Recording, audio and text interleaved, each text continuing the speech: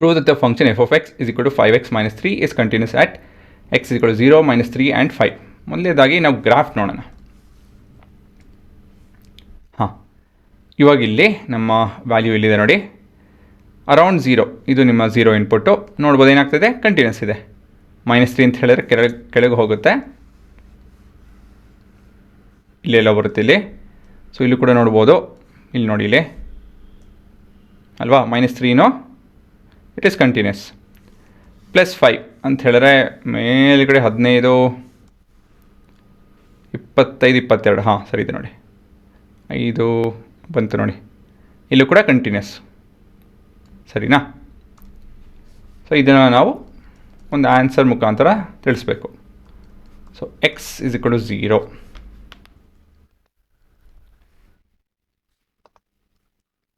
Limit f of x as x tends towards 0, limit of 5x minus 3 on applying the limit ಎಷ್ಟು ಬರ್ತಿದೋ -3. this is direct substitution. ಮತ್ತು ಮುಂದೆ f of 0 ಕಂಡುಹಿಡಿಯಬೇಕು, ಇದು ಕೂಡ -3 and this is equal to your limit f of x as x tends towards 0. So ನಾವು minus plus ಏನಕ್ಕಪ್ಪ ತೊಗೊತಾ ಇಲ್ಲ ಈ ಥರ ಇಲ್ಲಿ ಅಂತ ಹೇಳಿದ್ರೆ, ನಿಮ್ಮ ಲೆಫ್ಟು ಮತ್ತು ರೈಟು ಅಪ್ರೋಚು 0 ಹತ್ರ ಒಂದೇ ಎಕ್ಸ್ಪ್ರೆಷನ್ ಇದೆ ಅಲ್ವಾ, ನೋಡ್ಬೋದು 0 ಪಕ್ಕ ಅಕ್ಕಪಕ್ಕ ಆ ಬಿಹೇವಿಯರು ಒಂದೇ ಇದೆ.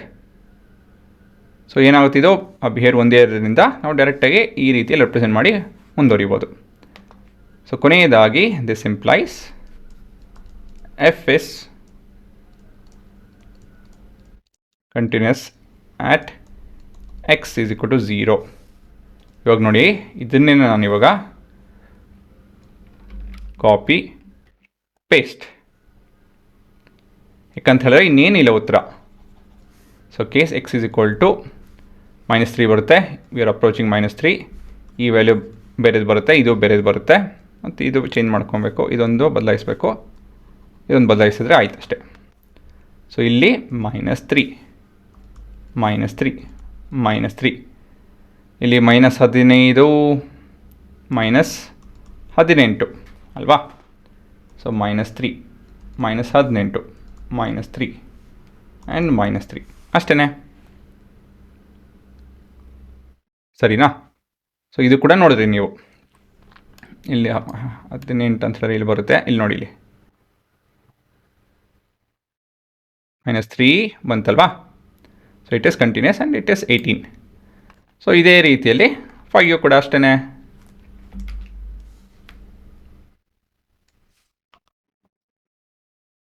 ಇಲ್ಲಿ 5 ಬರಬೇಕು, ಇಲ್ಲೂ ಕೂಡ 5